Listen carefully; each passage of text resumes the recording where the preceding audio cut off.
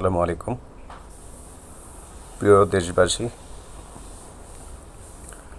সকলকে হয়তো আগামীকালকে আজকে ২৯ রমজান, আগামীকালকে পবিত্র ঈদ উল ফিতর।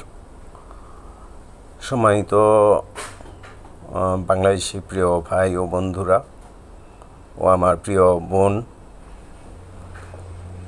এবং আমার মায়ের বয়সী যারা আছেন, সকলকে জানাই পবিত্র ঈদ উল ফিতরের শুভেচ্ছা ও অভিনন্দন।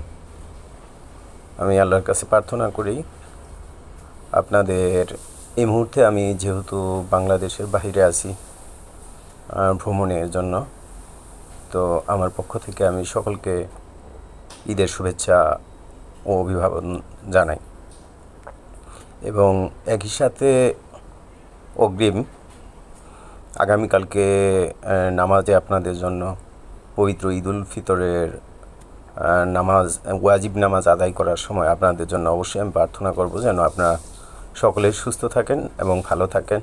আল্লাহ পাক আপনাদের সকল সময় হেফাজত করুক। আপনারাও একইভাবে আমার জন্য দোয়া করবেন এবং আপনাদের কাছে, সকলের কাছে অনুরোধ, ইরান সহ পৃথিবীর যতগুলো দেশে এই মুহূর্তে সংঘর্ষ হচ্ছে, যারা মুসলিম ভাই ও বোনেরা আহত অসহায় অবস্থায় আছেন তাদের জন্য দোয়া করবেন।